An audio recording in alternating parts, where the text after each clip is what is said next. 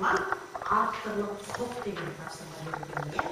Авторлық құқық, яғни ол адам баласы, мысалы жазушы болсын, әнші шығатын композитор болсын, ол өзінің жаңағы өмірде өзінің шығаратын шығармасын, әнін шығарады. Ол сол шығарған әннің, жазған шығарманың авторы болады. Оны біз авторлық құқық дейміз.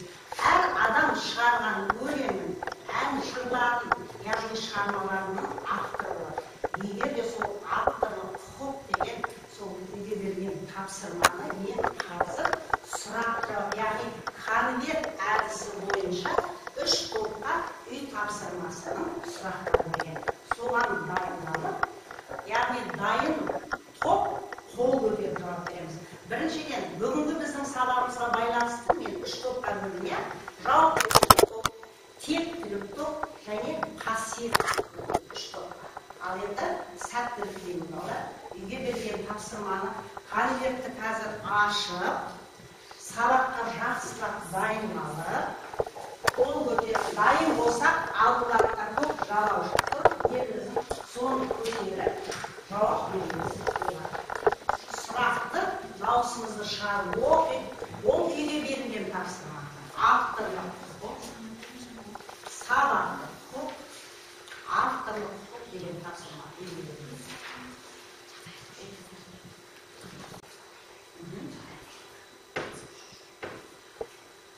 Ал тектілер тобы. Орнымыздан тұрамыз. Камераға қарап, сұрақты оқимыз. Асылбеков қалалық полиция департаментінің қызметкері полиция лейтенанты Көшербаевқа Қазақстан Республикасының Әділет министрлігінің зияткерлік меншік құқығы департаментіне патрульдік полицияларына бейне жазатын құрылғысы бар каска киіп жүруді ұсынып хат жазды. Асылбек осы идеясы үшін авторлық құқыққа ие бола алады ма? Асылбек авторлық құқыққа ие бола алады, себебі ол өзінің бойынан туындаған, өзінің шығармашылығы болып есептелетін затты айтып отыр.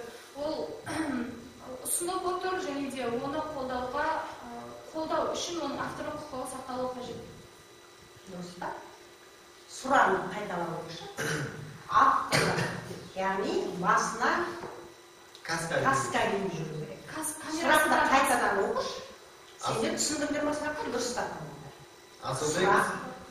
Асылбек қалалық полиция департаментінің жағдаяттық тапсырма. Асылбеков, аспай оқимыз. Асылбеков қалалық полиция департаментінің қызметкері полиция лейтенанты Көшербаевқа Қазақстан Республикасы Әділет министрлігінің зияткерлік меншік құқығы департаментіне патрульдік полицияларына бейне жазатын құрылғысы бар каска киіп жүруді ұсынып хат жазды. Асылбек осы идеясы үшін авторлық құқық алады ма? Ие бола алады ма деп. Балалар, сендер де осы сұраққа жауап берсеңдер болады. Құқыққа ие болады ма деп отыр. Ия деп отырша. Дұрыс па? Ал сендердің ойларың тағы қоссаңдар болады. Ие болады екен. Ие бола алмайды, өйткені ол бұл жерде бір нәрсеге байланысты туынды жасаған жоқ. Бұл жай ғана өзінің үлесін қосып осындай нәрсе жасауға болады деген сияқты көрсетті. Авторлық құқыққа да жатпайды. Қараңдар. Жатпайды Гүлшат. Мысалы қараңдар. Ана біз ақшаламыз. Мысалы бұл банкоматты біреу ойлап тапты.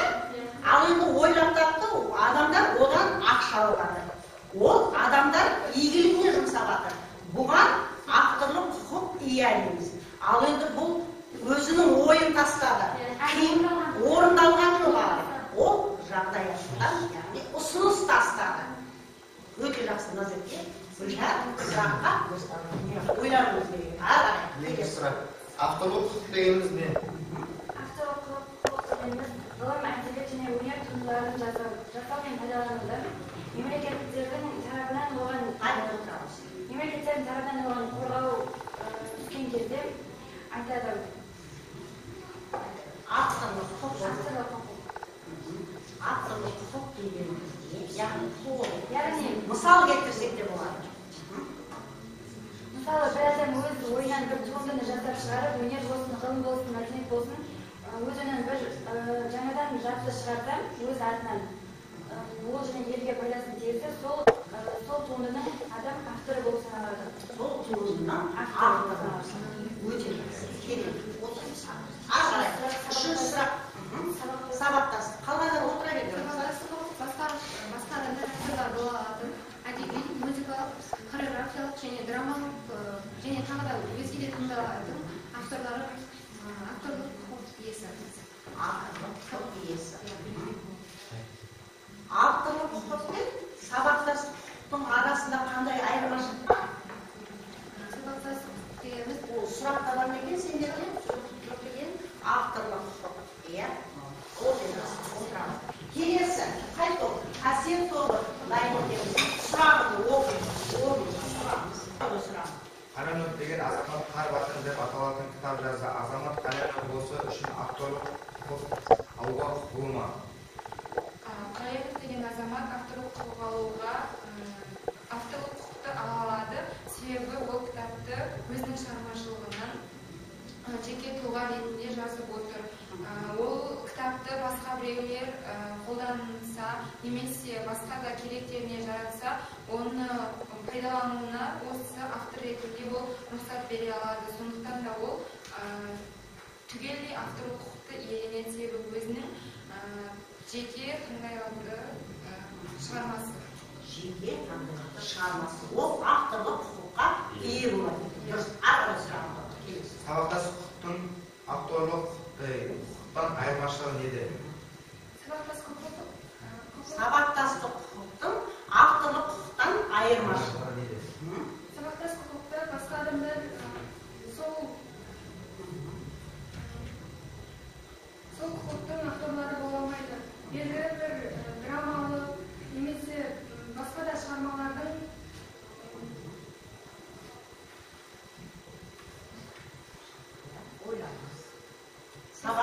шығармалардың жиынтығы ретінде олардың авторлары тек бір адам ғана бола алады. Бір адам ғана бола алады.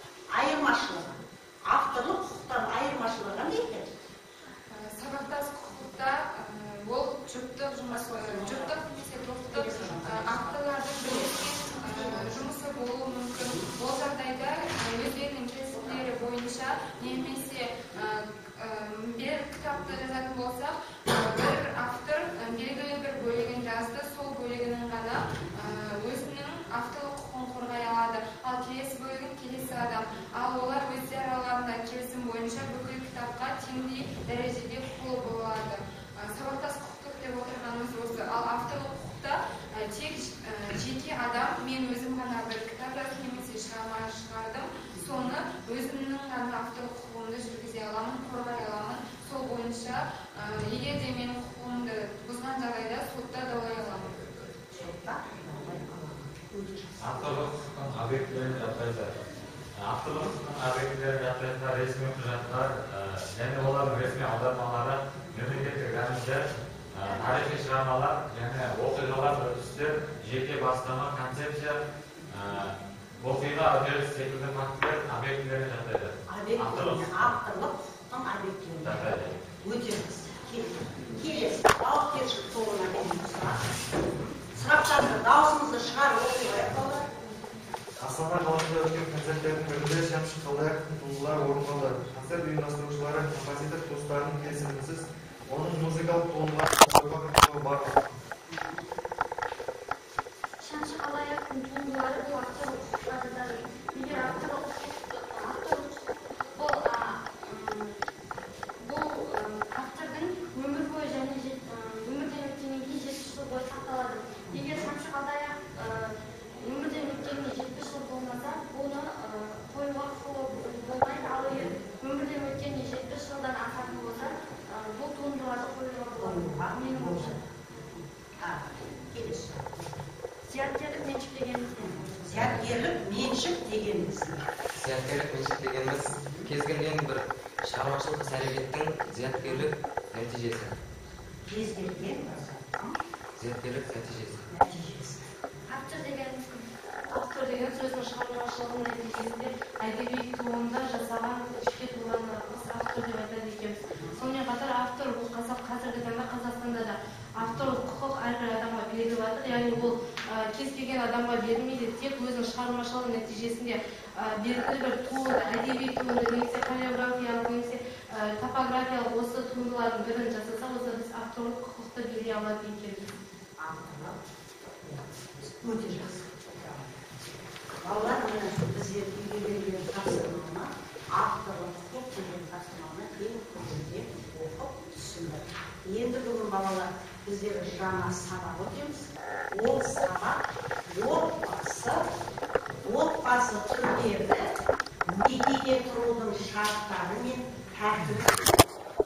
Балалар бірінші дәптерімізді ашып, стартқа қарап, жазып, содан кейін арқай сабағымызды бастайық. Дәптерден ашып жазалым.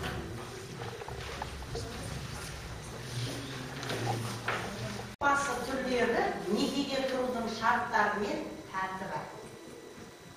Отбасында адам бойындағы асыл қасиеттер жарқырай көрініп қалыптасады. Отан деген ыстық сезім жақындарына, туған туысқандарына деген сүйіспеншіліктен басталады. Отбасы жұрты, яғни отбасы деген, отбасы жұрты жақындастырушы, ұрпақ пен ұрпақты табыстырушы, ұрпақ аралық тұтастықты, яғни бір-біріне қалыптастырушы. Сондықтан да отбасы барша адамзатқа әрі жақын, ең қасиетті ұғым бұл отбасы. Отбасы деген балалар мемлекет, шағын мемлекет. Сол отбасындағы президент ол әке, ал министр ана. Ал енді отбасындағы жаңағы шу шығаратын, ереуілге шығаратын, менікі дұрыс болмай қалды десе ашуланатын, ол халық бала. Көрдіңдер ма? Отбасы дегеніміз шағын мемлекет деген. Енді қараңдар, бүгінгі сабақтың мақсаты, яғни сендерге толық түсініп, моральдық, этикалық нормалар, яғни отбасының құндылықтары туралы күтілетін нәтиже, яғни отбасында адамдар бір-біріне деген мейірімділік, адалдық, кішіпейілділік, отбасы деген отан отбасынан басталады. Яғни бүгінгі біздің тақырыбымыз.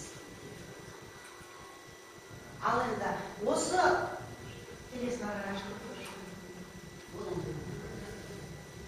отбасы, отбасының түрлері, яғни отбасы көптеген түрлерге бөлінеді екен. Ол отбасы мысалы күрделі отбасы, элитарлы отбасы, яғни қарапайым отбасы. Күрделі отбасы деп отырғанымыз, ол күрделі отбасыға атасы, әжесі, әке шешесі, баласы және сол анасының туысқандары және оның достары кіреді. Ал енді осы отбасы, элитарлы отбасы деп отырғанымыз, ол отбасында билеуші үйдің ішінде анасы мен әкесі тең отбасын бірге алып кетеді.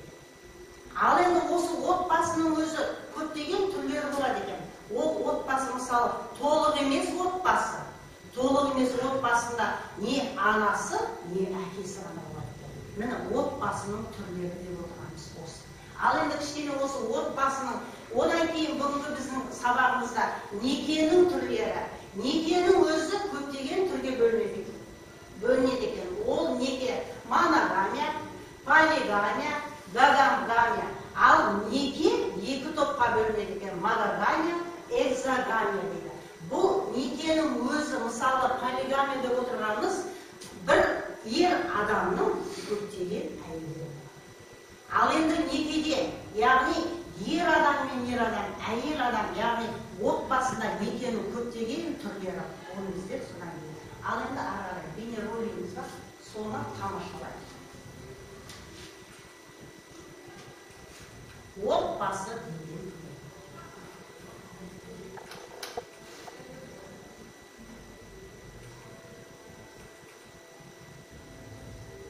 Отбасы жарық дүниеге көзіңді ашқан сәттен бастап айналып болғаны, қорғап қоршап бауырына басатын теңдессіз ыстық ұя.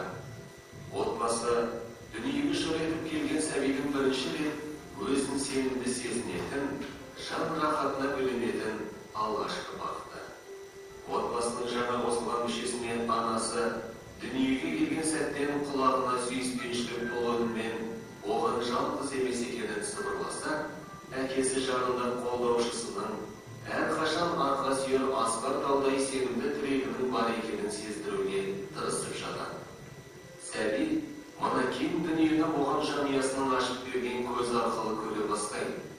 Жылдар жылжып, балалық шақ өтіп, жастық шақ жетіп жеткіншек болады. Отбасы өмірдің әр баспалдағын өз аяқтарымен басу үшін сәбиін қанаттандырып өмірге баулайды. Балаға жан қиярлықты, опалы болуды, жақсы мінез бен иман негіздерін үйрететін кең ауқымды тәрбие мекені. Әр адам ұлттық мәдениет, дәстүр және құндылықтарды отбасынан мирас етіп алады. Адам баласы қайғыны да қуанышты да отбасымен бөліседі. Жауапкершілік, әділеттілік және ар-намыстың не екенін отбасында көреді. Адамгершілік сезімдері қалыптасады, алғашқы дағдыларды меңгереді. Осы жерде бала алғаш басына түскен әр түрлі тұрмыс иірімдерінен шығудың жолын іздеп, шама-шарқынша одан құтылудың шарасын қарастыруды үйренеді.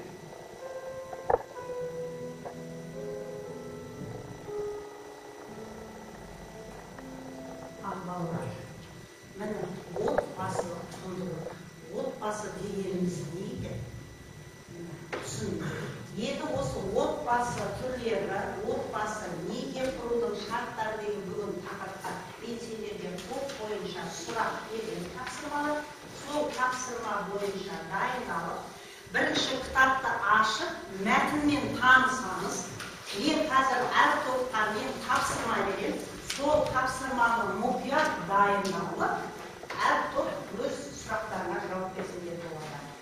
Қасиет тобына сұрақ, жауапкершілік тобына сұрақ және тектілік тобына берілген сұрақты оқып, бірінші мәтінді оқып алайық кітаптың ішіндегі. Бүгінгі отбасы түрлері, некенің қию шарты деген тақырыпты мәтінді жақсылап оқып шығып, содан кейін барып жаңа сабақтың тапсырмаларын орындауға болады.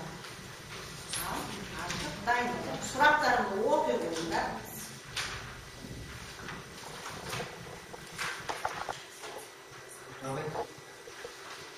Ал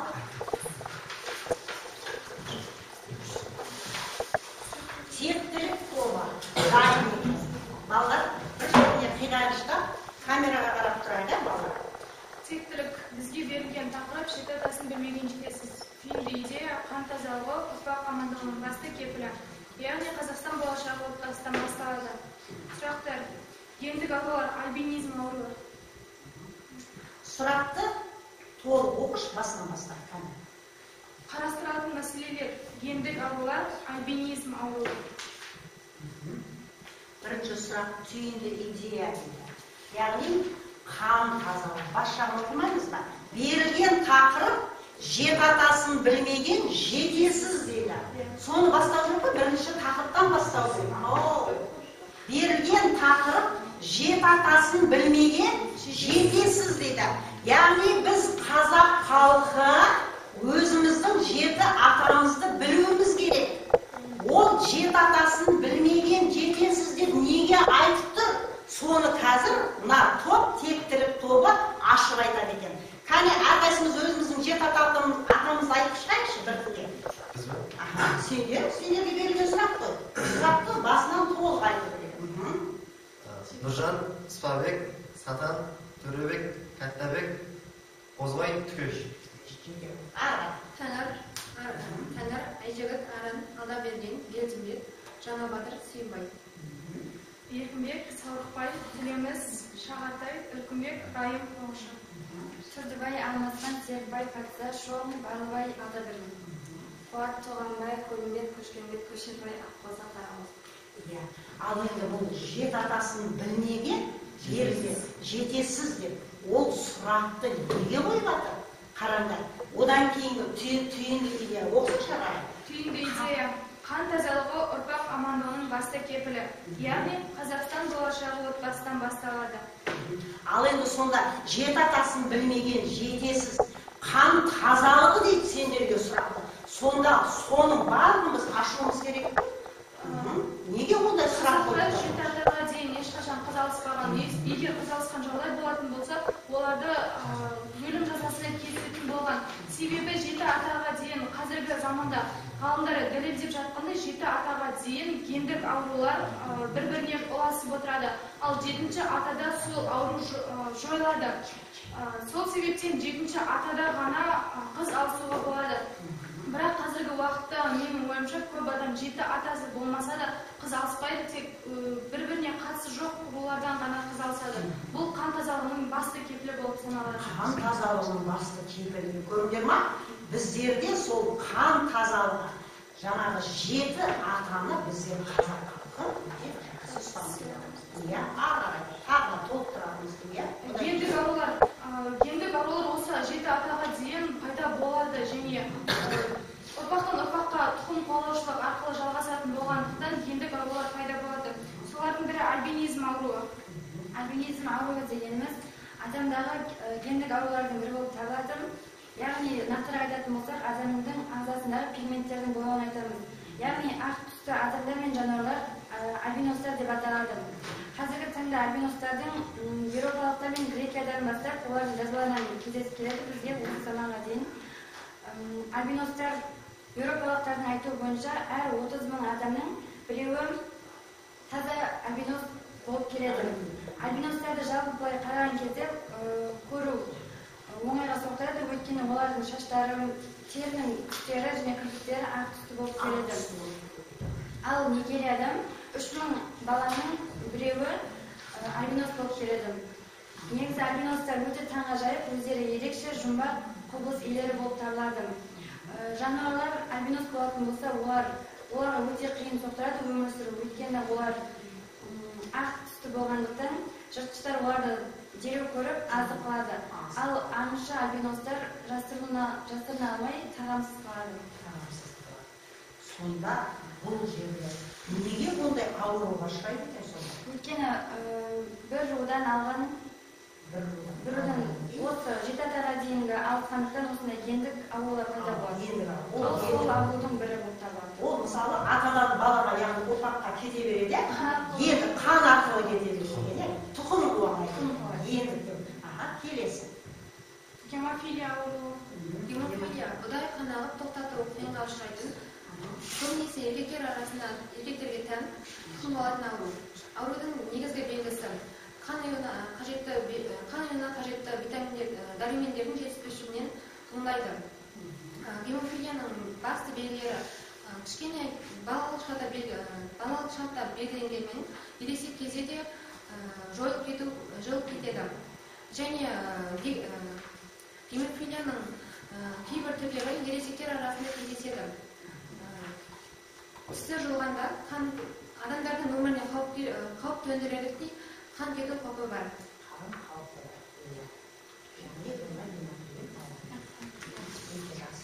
Айтып болғандарыңыз отыра береді. Келесі тағы сұрақтарыңыз бар ма? Рахит немесе мешел ауруы 2 жасқа дейінгі балаларда көптеп кездесетін сүйек ауруы. Балаларда Д дәрумені және ультракүлгін сәулелерінің жетіспеушілігінен туындайтын ауру. Ол көбінесе қыста, күзде, күн суық кездерде туылған балаларда жиі кездесетін ауру. Және де ол балаларда минералды зат алмасу процесі және сүйектің түзілу процесі бұзылады. Және де жасөспірім кезде ауырған балалардың бойы өсуіне кері әсерін тигізеді. Кедергі болады, рахмет аңғыры. Өте жақсы. Некеге қатысты қазақ халқының заңдары. Некеге қатысты? Некеге қатысты жеті атаға дейін қыз алысты. Жеті атаға дейін сұрағын Некеге қатысты қазақ халқының заңдары. Некеге қатысты қазақ халқының заңдары. Қазақ хандарының некеге қатысты.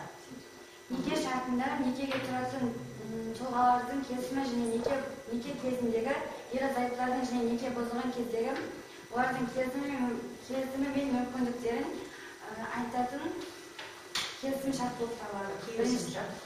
Екіншісі ерлі-зайыптылардың міндеттемелері мен және жеке құқығы олардың неке шарттарының негізіне кірмейді. Үшіншісі, неке шарты ерлі-зайыптылардың келісімімен кез келген уақытта құрылады және тоқтатылуы мүмкін. Тек ерлі-зайыптылардың келісімі болуы шарт. Тек ерлі-зайыптылардың келісімі болуы шарт. Қан тазалығы. Қан тазалығы. Жеті ағат толмай қазақ халқы бір-бірін қыз алыспаған.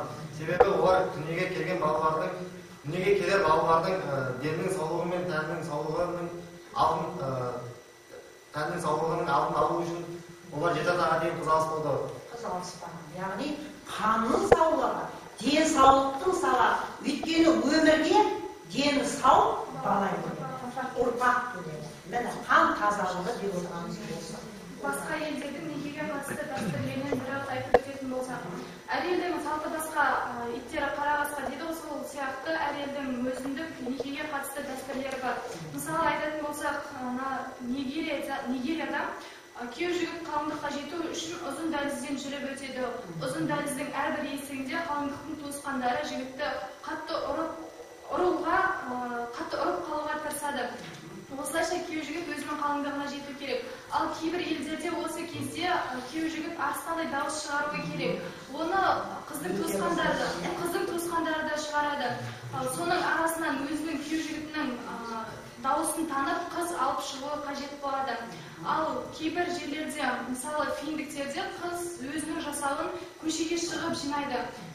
Қыз жасауын жинау үшін көшені аралап, кез келген үйге кіріп, маған жасау үшін бір зат беріңіз дейді. Егерде ол адам жасауға зат беруден бас тартса, қыз оны қалағанынша жазалай алады. Италияда бұл салт мүлде басқаша. Ол жерде Грекияда аяқты күйеу жігіттің аяғын той үстінде қалыңдық басып қалуға тырысады. Бұған күйеу жігіт жол бермеуі керек. Егерде қалыңдық оның аяғын басса, күйеу жігіт өмір бойы оның аяғының астында жүреді деген сенім бар. Сенім бар, иә? Осы сияқты кейбір елдерде той үстінде, ал Еуропа елдерінде күйеу жігіт пен қалыңдықпен барлық қонақтар бірдей киім киеді. Үйтіп сенілердің себебі басқа жаман заттар оларды күйеу жігіт пен қалыңдықты басқа адамдардың арасынан таба алмай қалады деп сенеді. Яғни киімдерінің бәрі бірдей болады. Яғни бұл әртүрлі некеге қатысты. Ал енді қараңдар, біздерді орта ғасырдағы мысалы сақтар, сарматтарды алып қараңдаршы. Мысалы қыздар тұрмысқа шығу үшін кемінде 2 немесе 3 жаудың көзін жою керек екен. Сарматтарда соғысқан. Ал елдерде мұндай бар екен, егер қыз бала көтермесе, тұрмысқа шыға алмай қалады. Бұл өзінің ана бола алатындығын дәлелдеуінің негізі болып саналады. Көрдіңдер ме? Қандай өте қызықты да материалдар бар екен, иә? Ал отырағандар кейінге. Ал енді жауапкершілік тобына бере қояға. Жауапкершілік тобы сұрақты дұрыстап басынан бастап отыршы. Жауапкершілік тобы бізге берген тақырып отбасы және заң. Түйінді идея барлық отбасы, әке мен ана және бала мемлекеттің ерекше қамқорлығында. Бізге қарастырылатын мәселелер Қазақстан Республикасының Конституциясының 27-ші бабы. Қазақстан Республикасының 27-ші бабында айтылған мәселелерді қысқаша айтатын болсақ, бұл жерде біріншісінде неке мен отбасы, әке мен ана және бала мемлекеттің қорғауында болады делінген. Ал екіншісінде баланың кәсібі және қаржылай көмегі барлығы әке мен ананың міндеті және құқығы болып табылады делінген. Ал үшіншісінде кәмелет жасқа толған бала егер ата-анасы жұмыс жасай алмайтын болса, өзінің қолынан келген жұмыс жасап отбасына көмектесуге құқылы деген заң бар. Қазақстан Республикасының неке және отбасы туралы кодексі Яғни отбасы деп отырғанымыз мүлікті және мүліктік емес адамдардың құқықтары мен міндеттемелері болып табылады. Соған байланысты Қазақстан Республикасының неке және отбасы туралы кодексіне негізгі айқындалатын мәселе бұл отбасының міндеттемелері, құқықтары, балаға көрсететін құрметтері және де өздерінің жеке міндеттері мен құқықтары қарастырылады. Осыны айқындап береді. Бұл жердегі негізгі түйін, яғни осы кодекстегі негізгі түйін ең бірінші қаралатын мәселе неке шарты болып табылады. Содан кейін бала және де баланың балалық шағы және де хан актілері, акиденттер, осы сияқты көптеген мәселелер қарастырылады екен. Бұның барлығы отбасының негізі болып табылады. Негіз болып табылады. Келесі. Отбасына көрсетілетін мемлекет қамқорлығы. Қазіргі таңда мемлекет тарапынан толық емес және жағдайы төмен отбасыларға көмек көрсетіледі. Отбасылардың толық және толық емес дейтін түрлері бар. Толық отбасында ата-аналар, балалар және де сондай-ақ әдетте егде жастағы ата-әжелер де болады. Ал толық емес отбасында баланың ата-анасының біреуінің ғана болуымен сипатталады. Толық және толық емес отбасылар заңмен де мемлекетпен де тең дәрежеде қорғалады. Бүгінде Қазақстан Республикасының заңнамасында баланы қабылдайтын және де уақытша қабылдайтын отбасылардың түрлері бар. Ата-ананың балаға қатысты құқығы мен міндеттері. Ата-ананың балаға деген құқықтар мен міндеттері бар. Мысалы, балаға жақсы тәрбие беру, олардың құқық бұзушылықтың алдын алу үшін, мысалы, балалардың арасындағы төбелесті болдырмау үшін жақсы тәрбие беру керек. Және де егер бала құқық бұзушылық орын алған кезде баланың әкесі де анасы да бірдей жауапқа тартылады. Мысалы, егер бала көрші үйдің терезесін сындырса, оны үйде тыныш отырған анасы, бала тәрбиесімен айналысып отырған анасы немесе және де іс-сапарда жүрген әкесі де екеуі бірдей жауапқа тартылады. Жауапқа тартылады. Сындырса, бала кәмелеттік толмаған бала деп. Баланың ата-анаға қатысты құқығы мен міндеттері. Баланың ата-анаға қатысты құқықтарына, мысалы, бала отбасында, яғни ата-анасының қасында тәрбиеленуі керек. Және бала өзінің мүддесі туралы айтылған кезде өзінің абыройын сақтап, өзін жауап шыға алу керек. Және балада мүліктік құқықтар болады. Ол кезде меншікті құқық негізінде балалар отбасында тәрбие алады және есейген кезде жұмыс жасап өзінің ақшасын алу керек және меншік ретінде өзіне отбасынан бөлінетін мұрагер ретінде үй, мысалы, жер деген сияқты заттар беріледі. Ал баланың міндеттерінен бала Қазақстанға келіп жатқан соң Қазақстанның заңдарын, елтаңбасын, туын, тілін және әнұранын білу керек деген сияқты міндеттері болады. Енді бұл жерде айта кететін жағдай құқық міндет құқықпен екеуі бір-бірімен байланысы бар. Сондай нәтижеге келсек болады. Ең соңғы тапсырма заңды некеге тіркелу. Неке бізде 18 жастан басталады. Яғни бұл неке жасы болып саналады. Осы неке жасына келетін болсақ, кейбір кездерде кейбір дәлелдерге байланысты осы неке жасы 2 жылға кейін шегеріледі. Яғни бұл жерде некеге дейінгі баланың тууы, жүктілік және де әскерге байланысты 2 жылға дейін төмендетіледі. Және де бұл некеде екі жақтың келісім шарттары міндеттеме болу қажет. Екі жақта бірдей некеге тұратын кезде екі жақта бірдей белгілі бір орындарға келу керек. Және де бұл белгілі бір орындарда заң жүзінде жазбаша түрде жүзеге асырылады. Сол себепті де екі жақ бірдей міндеттер мен құқықтарын ажыратып алып некеге тұру керек. Кейбір жағдайларда некенің бұзылу шарттары болады. Сол кезде осы заң бойынша ажырасу жүзеге асады екен. Сонда қазіргі некенің жасы қанша екен? Некенің жасы қазірде 18 жас. Ал кейбір кезде болады 18 жасқа толмай жатып некеге тұру.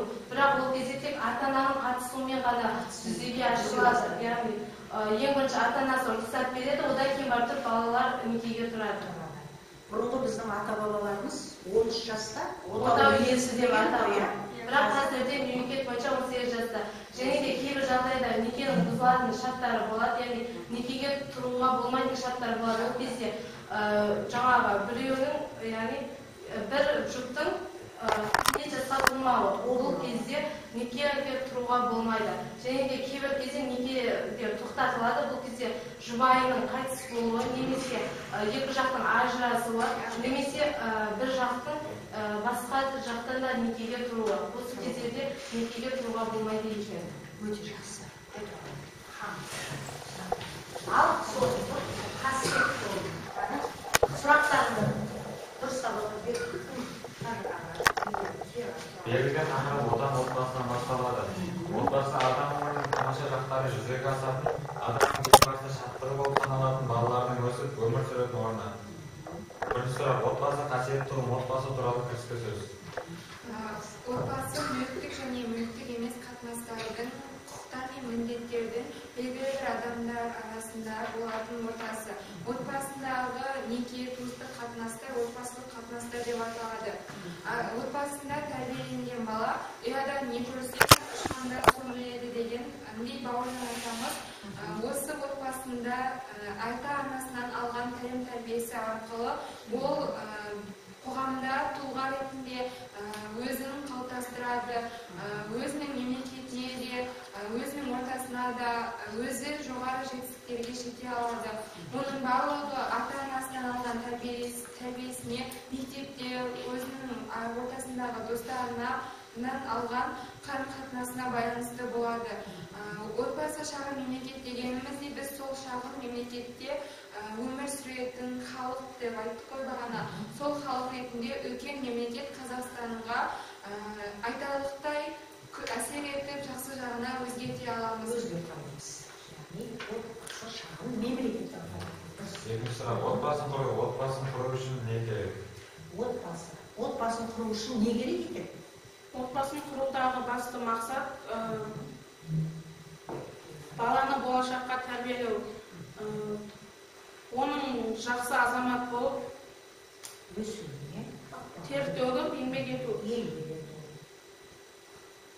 Мысалы, отбасы одан ары қарай көркейіп жақсы болу үшін баланы жақсылап тәрбиелеу керек. Иә? Оған бірнеше шарттары. Иә. Отбасындағы ана мен әке рөлі. Отбасындағы әке мен ана рөлі. Отбасындағы әр адамның өзіне артылған жауапкершілігі міндеті болады. Отбасындағы басты жауапкершілікті ана мен әке атқарады. Ата-ана нәресте дүниеге келген күннен бастап оған қамқорлық танытып, керектінің барлығын жасайды. Ата-ананың міндеті осы. Ата-ананың міндеті бар. Саналы ұрпақ тәрбиелеу. Өйткені ол ұрпақ ертең саналы болса, ол әкесінің, шешесінің артын шығарады. Отбасындағы бала қамқорлық. Отбасындағы бала қамқорлығы. 18 жасқа толғанға дейін әрбір баланың заңды қамқоршысы ретінде оның туған ата-анасы болып табылады. Яғни 18 жасқа дейін ата-анасы баланың барлық ауырған кезде оны емдейді, оқитын кезде құрал-жабдықтарын әпереді, киім мен материалдық, физикалық және моральдық тұрғыдан тәрбие жағынан да тәрбиелеп барлық қамқорлығын көрсетеді. 18-ге толғаннан кейін, яғни ол жеке азамат ретінде бала өсіп жетілгеннен кейін сол кішкентай кезінде ата-анасынан көрген қамқорлығын ол қайтадан береді ата-аналарына. Қартайған шағында ата-аналарына қамқор болады. Бұл өзі солай бірінен соң бірі айналып отыратын цикл сияқты деп қарастырсақ болады. Алдымен ата-ана балаға қамқор болады, сосын бала ата-анасына қамқор болады. Заңды неке, азаматтық неке деп біліп алған. Енді арқай сараңызды, енді келесі сара балалар үйінде құрамасын келді. Бірінші әкем келсін, барып әкем шақырып келді. Бала келе қойды, ол неге жүріп тамаққа келді? Тамақ күттірмесін. Апа, шешем.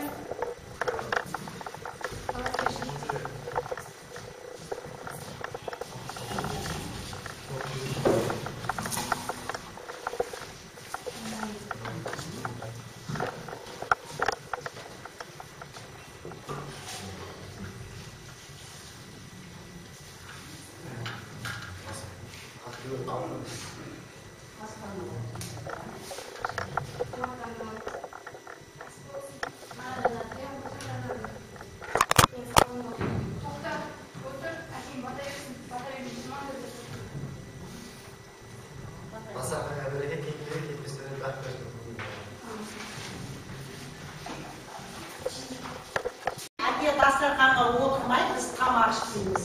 Ал тамақ ішетін уақытта біз отбасы түгелденіп барып тамаққа отырады екенбіз. Міне балалар, отбасы деген шағын ғана мемлекет екен. Сол отбасында жаңағы шуды да шығаратын, ерерге де шығатын халық ол бала екен. Ата-ана мен баланың арасындағы, яғни бір-біріне деген қатынас екен. Ал енді ой қозғау деген балалар, бүгінгі сабағымызды біз қорытындылай келе, міне балалар, міне отбасының түрлері деген тақырыпты үйден оқып, жақсы мәлімет алыңдар. Өте жақсы. Үйден есе жазып келеміз, назар салып тыңдағандарына рахмет.